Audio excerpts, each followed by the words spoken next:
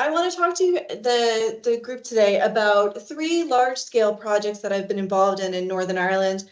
Some of the learning that we've had within them, some of the findings that we've had, but my underlying motivation for this is try to convince more people to get involved in applied work and to be working directly with programs and practitioners and to be able to stand up to policymakers and feel confident saying the research that our wonderful academic colleagues engage in is worth listening to. So I think it goes without saying to everyone in this group that there is an overwhelming wealth of evidence that demonstrates the effectiveness of positive intergroup contact, especially in its promotion of social cohesion in divided societies and post-conflict societies, in any society facing difficulties between groups. Intergroup contact theory underpins a huge array of intervention programs and policies. But what we find is that often researchers are reluctant to advocate on its behalf. And there can be a whole bunch of different reasons for this. For most individuals who've gone through and gotten their PhD within social psychology or any of the social sciences more broadly, most people tend to fall into more of a basic theoretical approach to the way that they do research. And there is more of a minority of people who work within the applied setting. So it's really kind of a lane issue that people feel like they've been trained within a specific lane, so they kind of stay there. That's where they feel comfortable within this basic versus applied piece. We also know that while we have this wealth of research that demonstrates the effectiveness of contact, there are some methodological concerns within there. We know that with the overwhelming body of work, a good chunk of it, if not the majority of it, is lab-based. So we have questions about whether the findings can generalize, whether there is external validity within them. And a lot of that work has been causal data.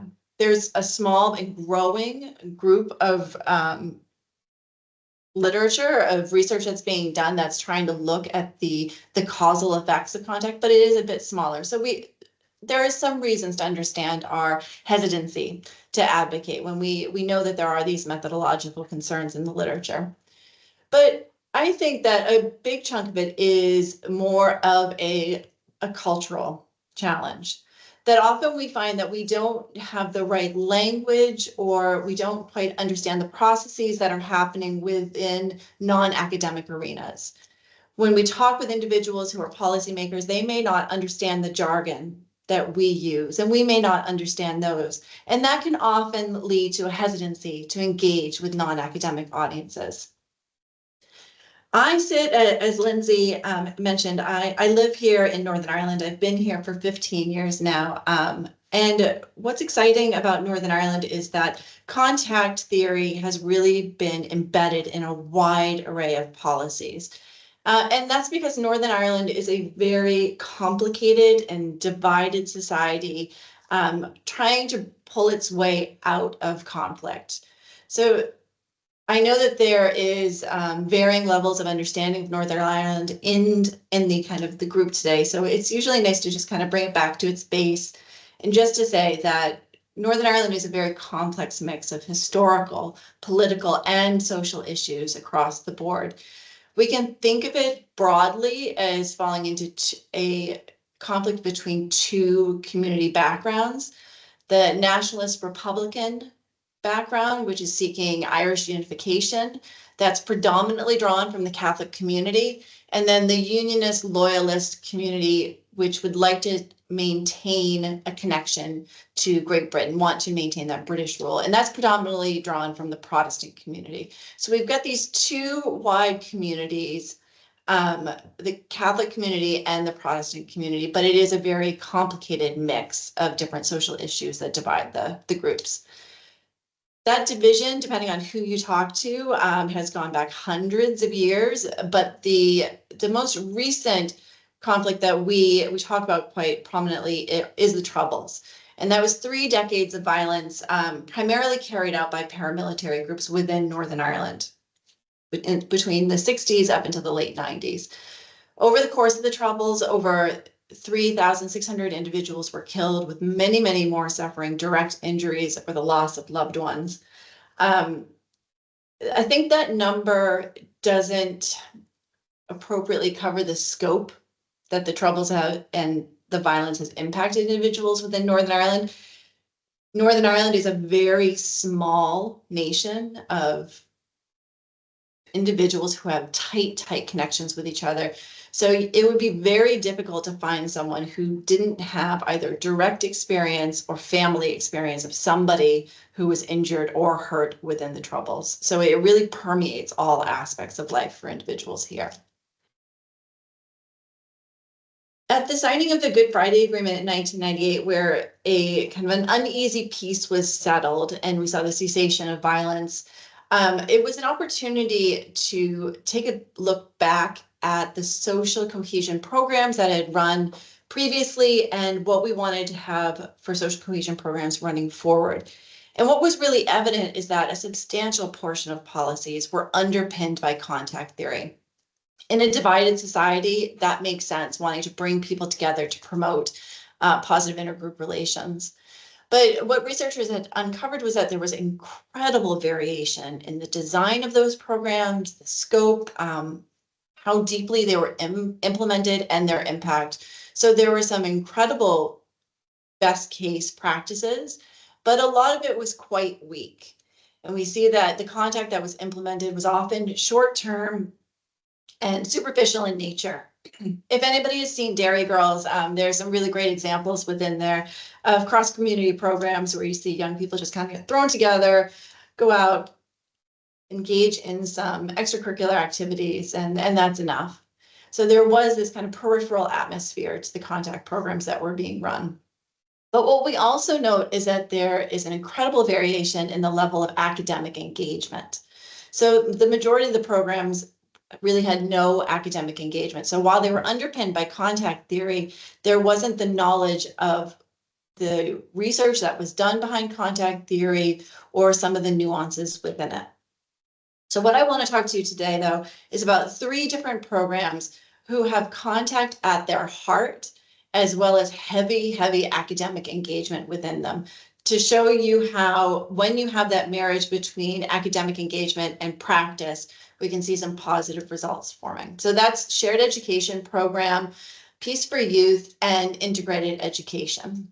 I'm going to talk about them in that order: shared education, and then I'm going to dip out of education and then back in. And I'm hoping that will make some sense as we go through, but we're going to talk about the learning that we've seen within each one of them. So beginning first with shared education. It's important to know that while Northern Ireland is a divided society, probably the people who feel this the most are children and young people. For children and young people, identity-based division defines their lives, defines the spaces that they are raised in, the extracurricular activities that they engage in, the symbols that they see around them in terms of murals, flags, paintings on curbstones, and the schools that they go to. So it's understandable that schools and community programs can offer a really promising space for contact-based interventions to bring people together, because it provides an opportunity for contact that's not available to them in their wider society. And we know that within schools and community programs, we can often see many of the optimal conditions of contact being played out.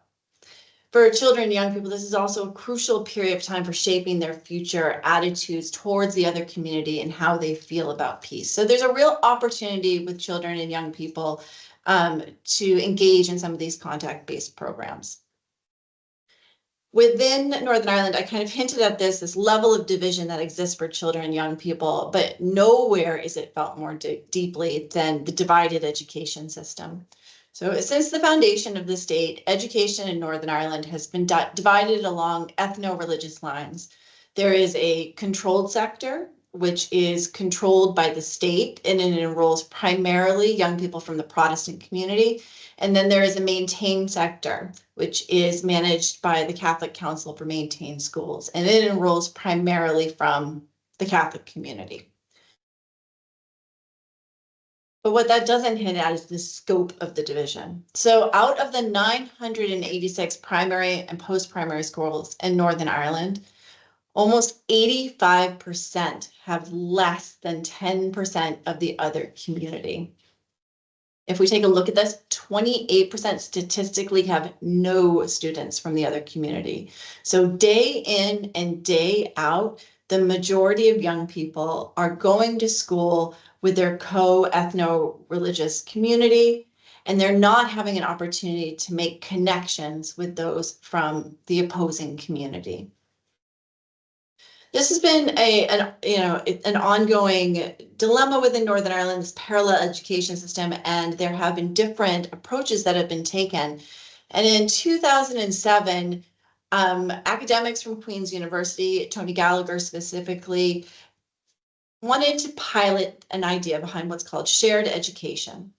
Shared education is where schools work in a cross-community partnership to deliver shared classes and activities. So you would see the partnership within a town or a village where the local controlled school and the local maintained school form a partnership with one another to put together shared activities for the young people within them. This partnership and sharing that happens cross-sectorally and a cross-community basis, then it can offer frequent, sustained opportunities for contact. The programs are allowed the partnerships themselves to develop the activities together. So they work collaboratively to decide on what programs would be best suited for their young people. It can be tailored for those local needs. So you can create a real strong collaboration here. Sometimes for shared education, it's easiest to kind of visually depict what's going on. So what you might see is in a town like Ballycastle, small town up on the North Coast. On one side of the street, you have the controlled school, which enrolls predominantly from the Protestant community. And literally on the other side of the street, you have the maintained school, which enrolls predominantly from the Catholic community. So two schools within a very small town, separated by a street. These two schools together form a partnership. They decide what is it that their students need, what can they offer together. And in this example, you might say that they find that individuals in the controlled school or the controlled school itself offers a really fantastic German class at A levels. And over in the maintained school, they offer a fantastic French class. This is I recognize this is a very kind of base kind of example, but just to get your idea around it. So German's offered in the controlled school, French is offered in the maintained school. So what you would have are individuals from the controlled school moving over to the maintained school to sit in and learn French, and kids from the maintained school moving over to the controlled school to sit in classes where they can learn German.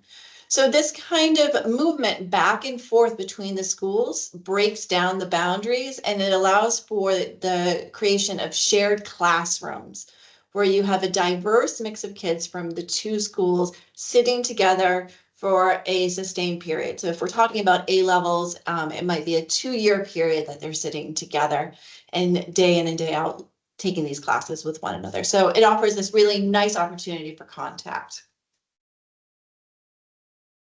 The idea behind shared education was developed, like I said, by Tony Gallagher. He had contact in mind from the get-go that was how he wanted to develop this pilot. And he knew that putting the focus primarily on contact theory may not be attractive to a lot of schools.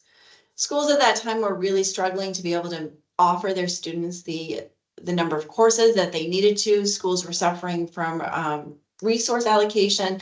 So what was foregrounded instead was the idea that if you can work together as a partnership, you can offer more for your students. So that was what was kind of pushed to the front. That partnership would be effective for the students in terms of resources that they could be offered in classes that could be offered to the students. Contact was there, but it wasn't the primary focus of the program. Tony Gallagher brought this to what I'm going to call throughout the course of this talk an angel funder called Atlantic Philanthropies. Atlantic Philanthropies really was excited by this idea of trying to create connection between the divided system, and they offered funding for a pilot for 12 partnerships or 60 schools.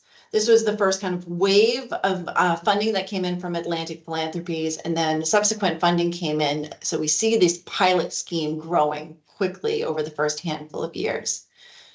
But what Atlantic Philanthropy said was, if we're going to be putting in this money, we want to make sure that what comes out of this is clear impact at a societal level.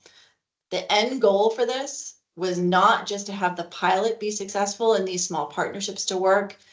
It came with a grand idea of we need to change the education system entirely. Shared education needs to be moved into the DNA of what education is in Northern Ireland. So there was a really high focus from the beginning and clear motivation from the teams and the partners that this is what we're going for. We're looking for big impact. We really want to kind of change the world with this one. And one way to do this was that Atlantic Philanthropy wanted to have quality and impact bodies embedded from the very beginning. So what that was developed was the Shared Education Learning Forum, also known as SELF. SELF was comprised of 4 entities, 2 out of Queen's University and then 2 from the charity section. These 4 groups work together to act as quality and impact bodies. So directly working with teachers, principals, to set up programs, to offer a kind of a safe space to ask questions, create capacity building activities, professional development, to bring up the skill sets of the teachers and the principals to engage in this partnership activity.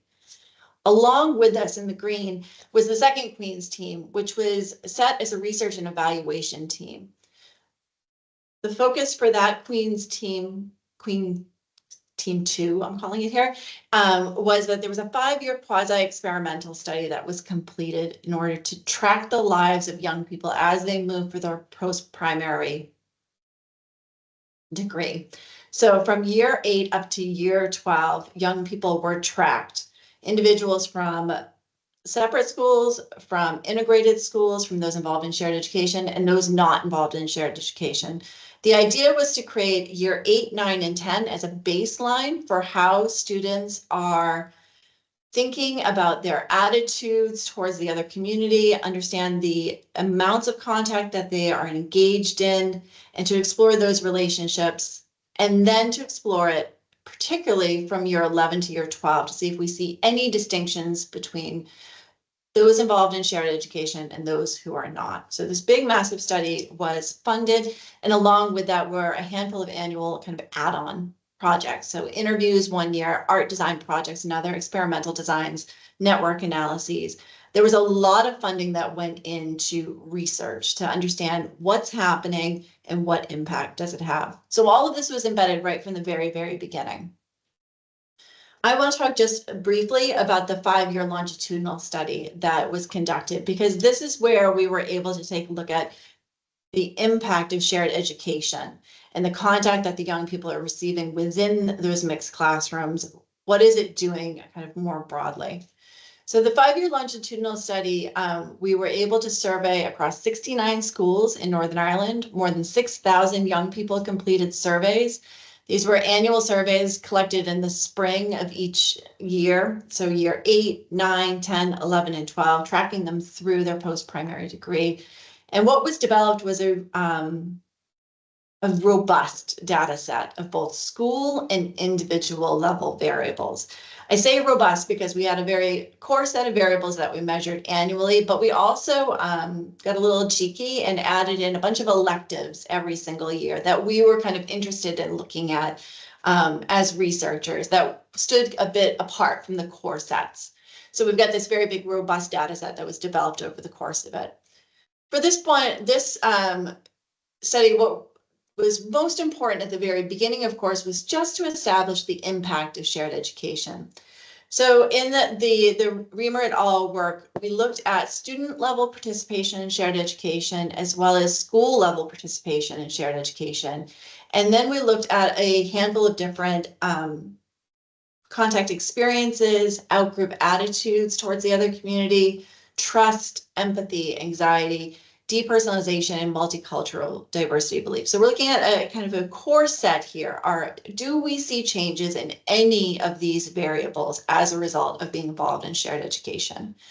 And luckily, yeah, we did. So at the student level analysis, what we find is that by year 10, there were really limited differences between young people that were involved in shared education, those who were not involved in shared education, and those who came from schools with no sharing whatsoever. We did see a slight difference in deprovincialization, but really what we're finding is that kids involved in shared education and those who are not look very similar in terms of their attitudes. But after year 10, what we see is that in year 11 and 12 is that for those young people involved in shared education, those students reported more contact outside of their classrooms, more favorable attitudes towards the other community, increased outgroup trust, and increased empathy for the other community. So a lot of really fantastic variables popping up in year 11 and 12 for these shared education kids in comparison to kids who were not involved in shared education. So some really clear results there that the program itself appears to be what is changing these attitudes for the better. When we looked across at the school level analysis to see if we could spot any differences between the schools involved with shared education and those who are not, while we did spot some pre-intervention differences, there was really limited post-intervention differences appearing. So there's a few different ways that you could take a look at what's happening there. One is that there was a relatively small number of kids involved in these groups, so it's probably not too surprising that we didn't see the results generalizing out in that indirect contact experience quite yet. This is still quite early days. But for now, we're not seeing at the school. But what we are seeing is that for kids involved in shared education, something really beautiful is happening. So what did we do with it? We ran with it, and there was a very clear strategy to turn these research findings into policy, to get this information into the hands of people who needed to hear it.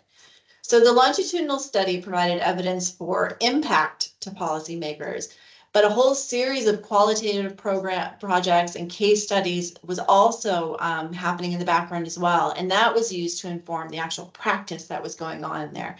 So we were developing this expanding evidence base around shared education as it's going on to be able to talk directly to policymakers and those practitioners. We also had a quite aggressive public engagement strand where as the program was being piloted, we started monitoring public awareness and perceptions of the work to find out what local communities were thinking about shared education, if we were hearing any rumblings about it within politicians and within more professional spheres. So we monitored local newspapers from the get-go of the piloting until we were done with the project. And we also had a public affairs company come in to monitor discussions that were happening at the NI Assembly to see if shared education was coming up, if it was breaking above the surface, that people were starting to talk about it.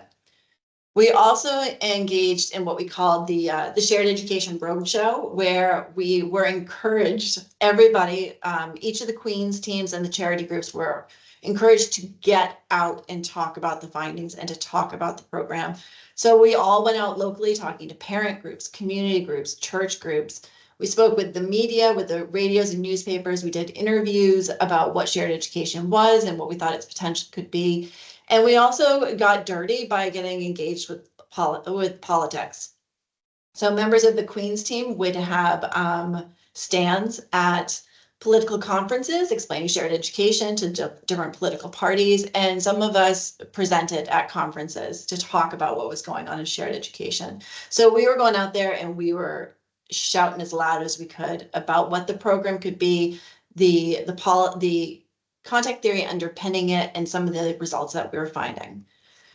So what happened because of that? I don't know if it's because we were loud and annoying and talking about it a lot, and if it was just something about the politics at the time, but we saw that that pilot project that was going on in 2007, where we were trying to move theory into practice, quickly grew. Our funders were really excited about it. They wanted to see more projects getting funded. So between 2007 and 2013, we see additional funding, additional projects. So we're really growing.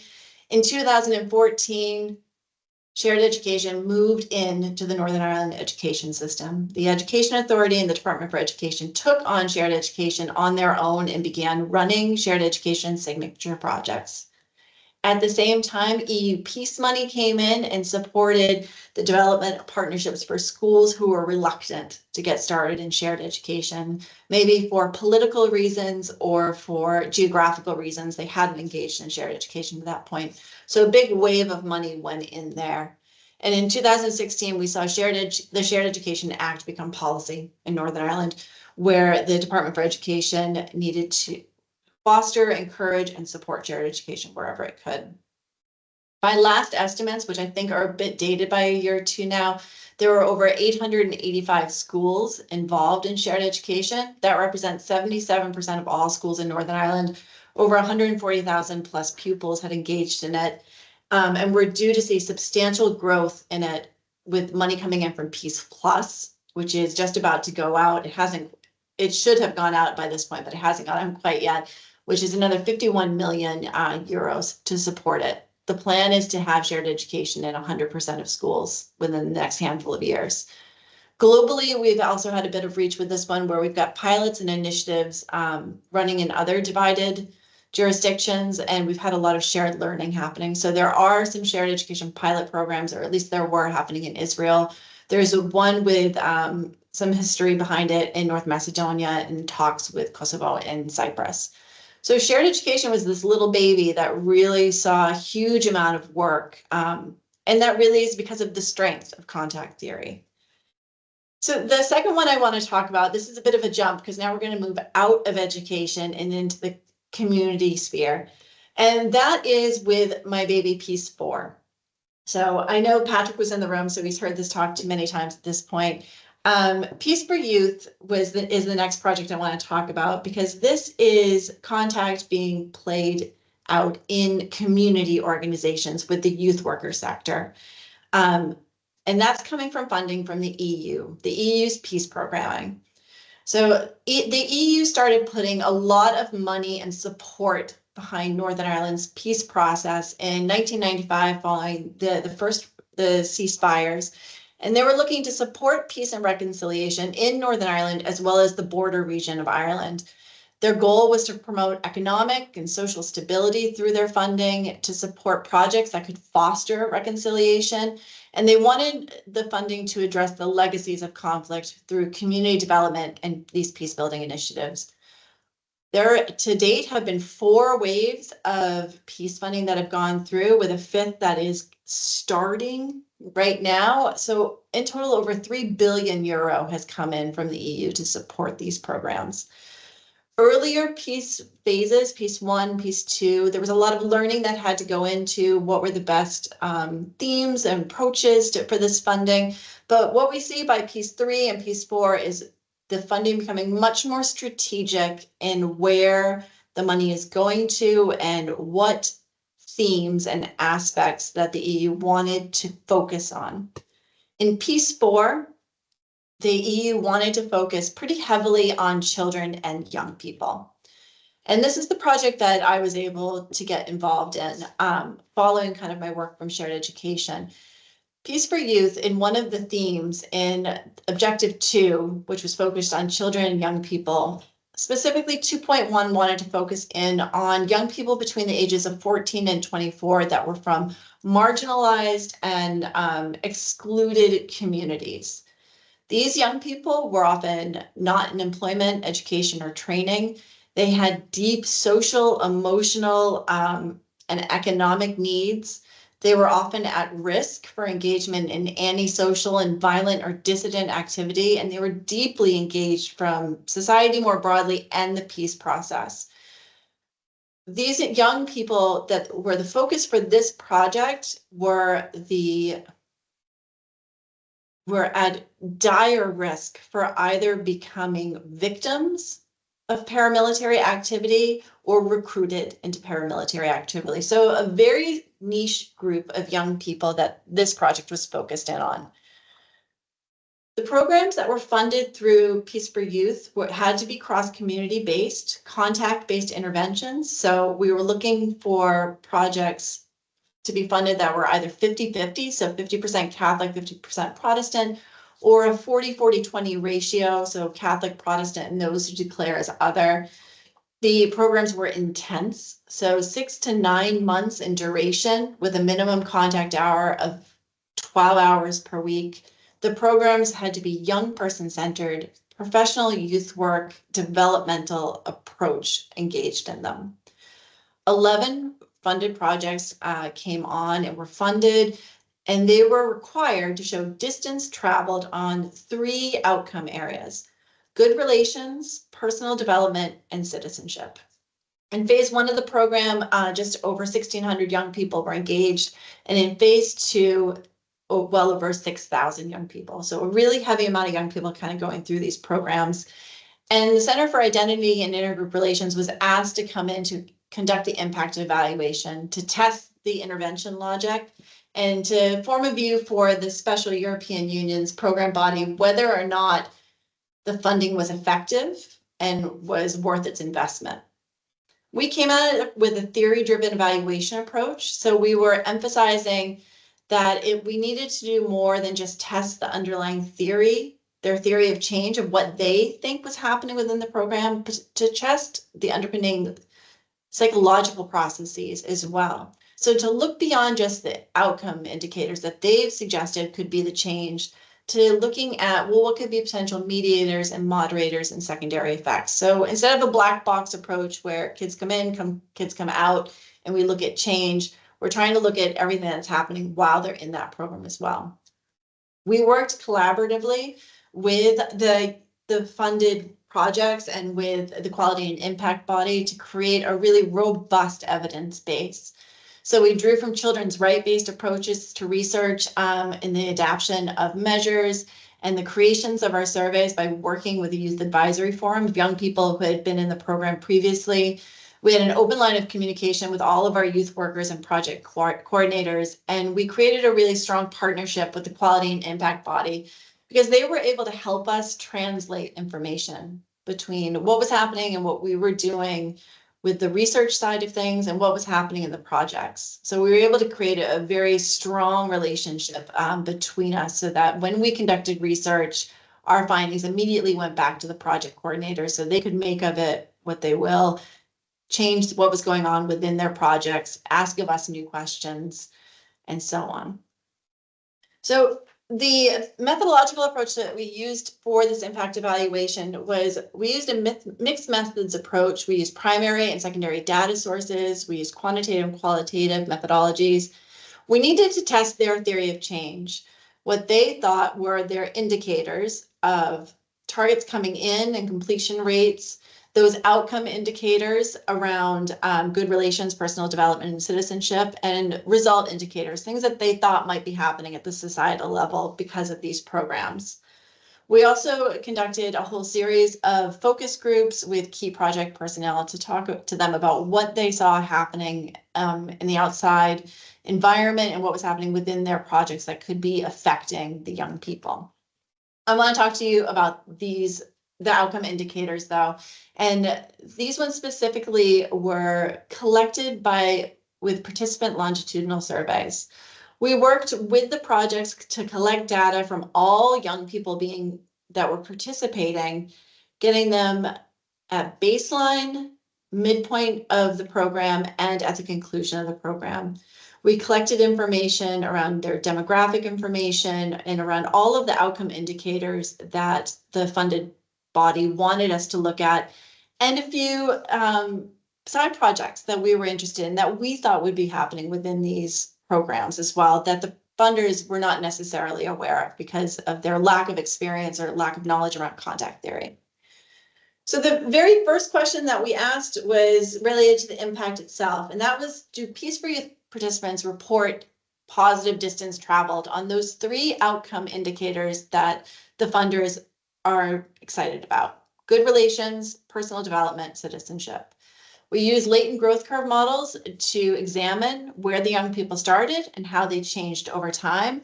And what we find is that in terms of their experiences of contact, their good relation indicators, which are going, their good relations indicators, personal development, and citizenship, what we're seeing across the board is that in terms of their experiences of contact, we have a linear increase changing over time, growing across the project.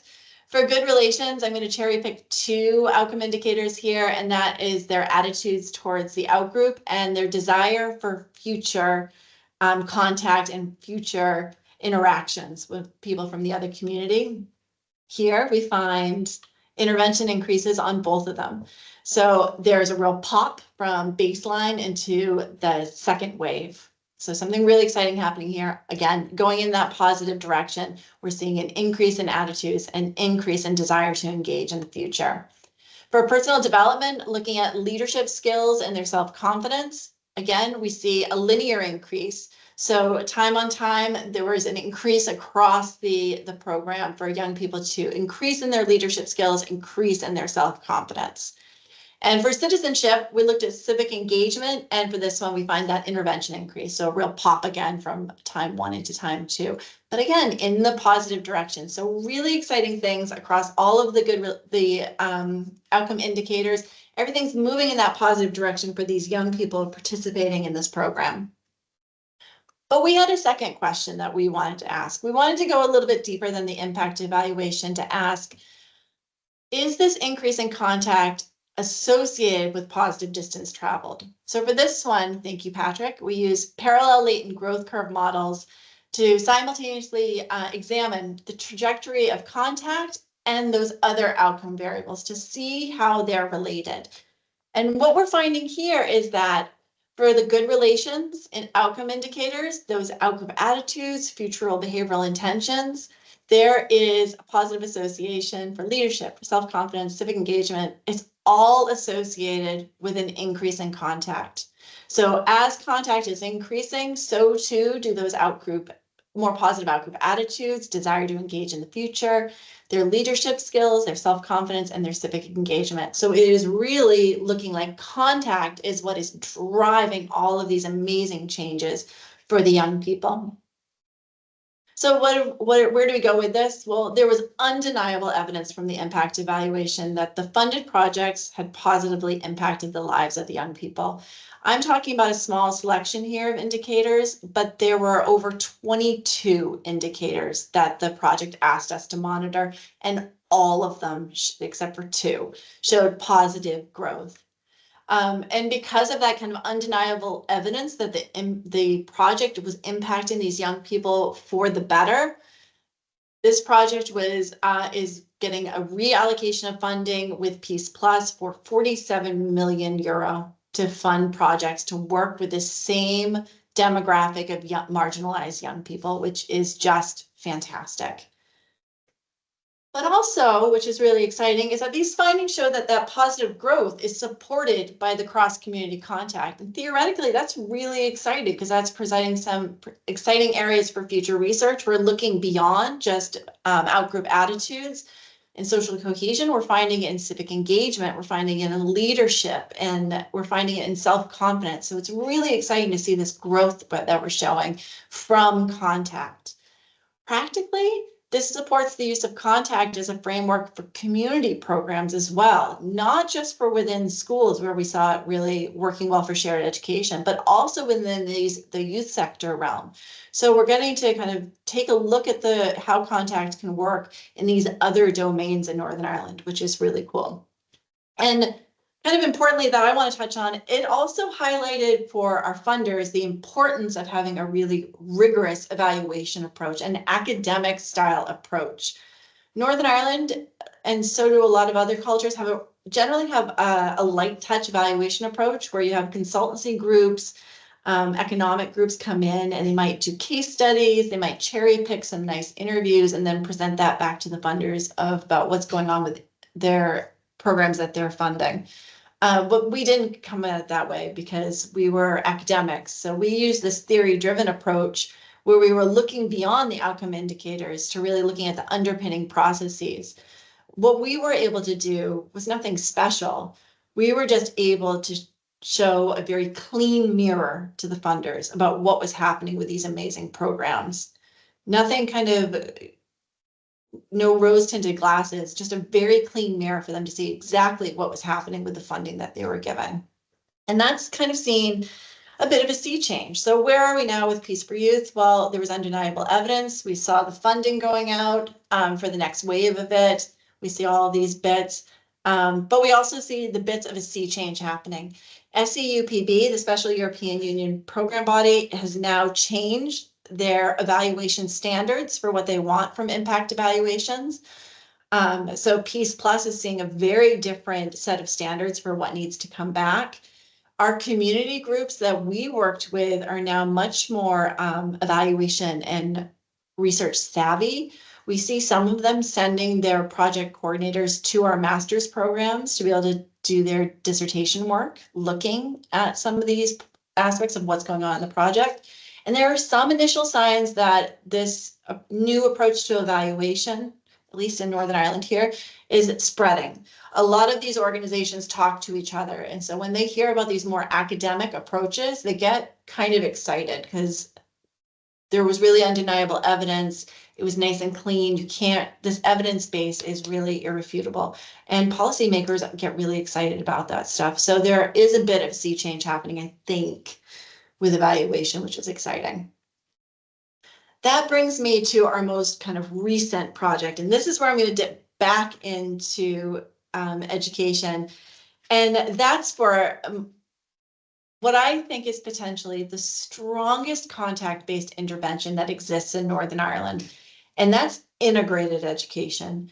I said at the beginning that the education system is divided, that 84% of young people are really attending these schools that are separated along ethno-religious lines, but there is a small subset of schools that have been designed from the get-go to be integrated, to draw both Catholics and Protestants into those schools.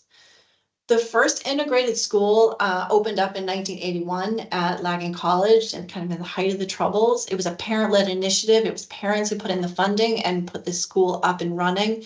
And what was quite a rebellious and risky endeavor in the early 80s has now kind of moved into much more of a trendy approach where people want to send their kids to integrated schools. So there's this really beautiful growth in the integrated sector. But there's a caveat to that I'm going to get to in a second.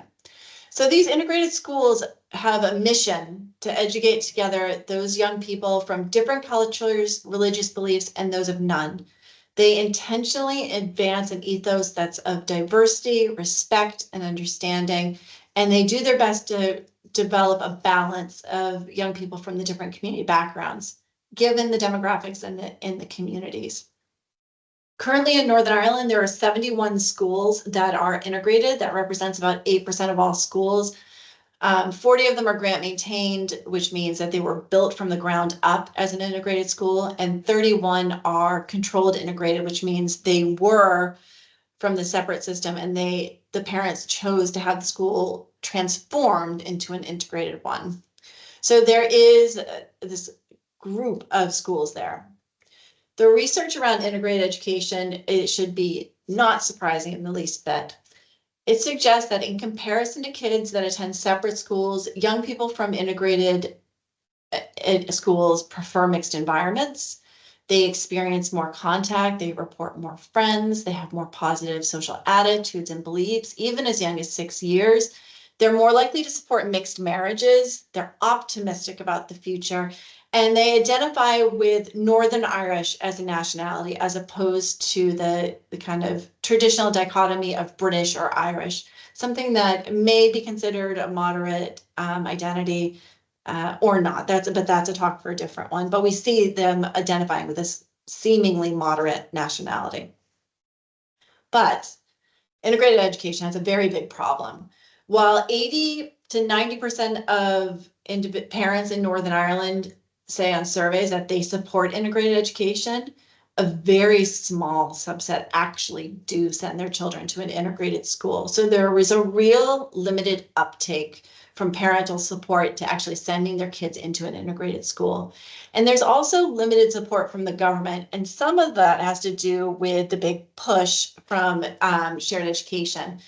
Integrated education also doesn't really have a research base. As you can kind of hear me saying there, everything is comparative. There's no longitudinal data suggesting that it is really integrated schools that are making the change here. So there's a real challenge there for the integrated schools. So in 2003, the Center for Identity and Intergroup Relations worked together with the Northern Ireland Council for Integration to strategize what can we do together to develop the evidence base that you need. We looked at creating a strategic plan, address those limitations in the current evidence base, looking at what's the impact of integrated education, what is the role that dosage plays, and how do people actually engage in contact in the classrooms. And I'm well aware of my time here, so I'm going to just pull this back to the end here and just talk about where we're at with it now. And that is we're getting some really odd effects here of what's happening with integrated education. We see real differences happening between young people engaged in integrated education and those in separate. But it does look like they're coming into the schools different to begin with, and there's not really a difference in their trajectories that we would expect to see. So we've got some questions about what's happening within the integrated schools. Are we just working with kids that already have positive attitudes and they have nowhere else to go but where they are, or is there change happening? And we have questions about dosage that I would love to talk to people about, maybe in a separate talk. I didn't realize I was going over so long. But what we do see is some early indications that young people who are getting a double dose of integrated education are seeing clear movement on critical consciousness.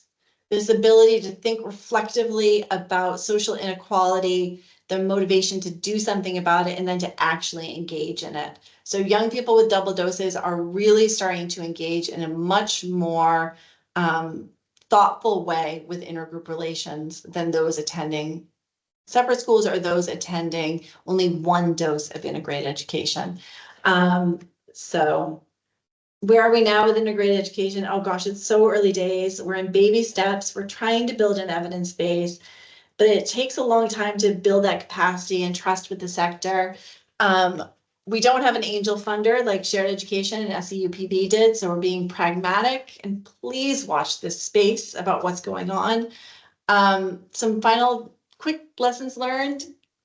We all wanted, I think applied evaluation research is a really rich space to do collaboration with key stakeholders. We can expand our theoretical knowledge, but we can also just do good. Collaboration, capacity building is challenging. It requires a lot of trust. It's important to be very humble and curious with your partners and be quiet. Listen to them as much as you can. They're our partners in this. And remember that we both want social change. So even when you hit those cultural problems with language, to keep moving forward.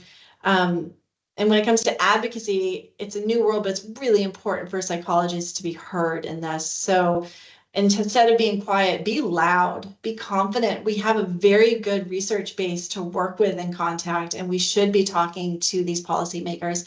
They need evidence to make informed decisions. We have evidence to help them with. So if you keep your eyes on the prize with social change, you can go into these conversations knowing you've got literature at your back. And I'm just going to close this up by saying thank you to all my academic collaborators, my non-academic collaborators, and I know we've got limited time here, but I'd love to open this up for a few questions. Thank you.